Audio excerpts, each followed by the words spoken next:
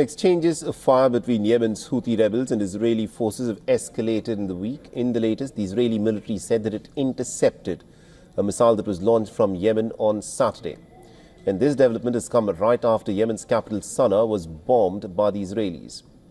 Now, these images on your screens were released by Yemen's media that show the exact moment when the Israelis bombed Sana'a International Airport. Now, Israel claims that it was targeting military infrastructure, but what is evident from these images is that it was the international civilian airport that was struck. The top United Nations official for humanitarian aid in Yemen, who narrowly dodged an aerial bombing raid by the Israelis on the airport, has denied the Israeli claims. He said that the airport is essentially a civilian location where the bombings were carried out.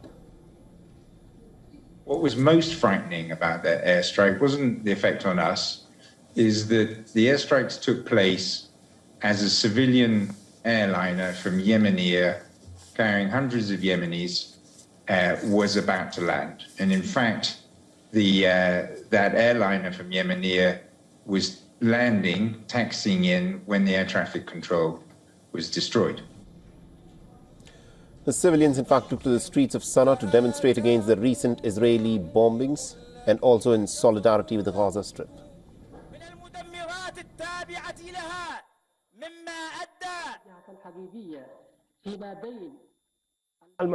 The equation has changed and has become targeting airport for airport, port for port, and infrastructure for infrastructure.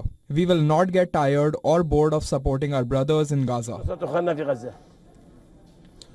So as the year 2024 draws to a close, the Palestinians in the Gaza Strip continue to suffer from Israel's blanket bombings.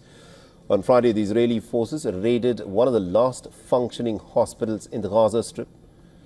The IDF ordered dozens of patients and hundreds of others, including the doctors, to immediately flee from the hospital that was reportedly burning at the time that everyone was told to leave. The patients that were evacuated now have been held for interrogation for 24 hours despite their injuries. The occupation did not care that they were injured and left them out in the cold for 24 hours. And they were left on the Nazle roundabout. And we as paramedics got to the closest point despite the dangers and evacuated a large number of patients.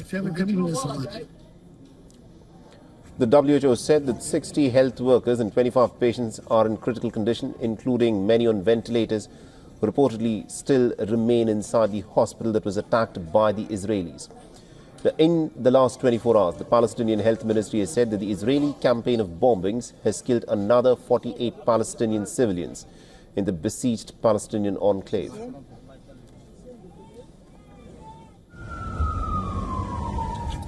For all the latest news, download the WION app and subscribe to our YouTube channel.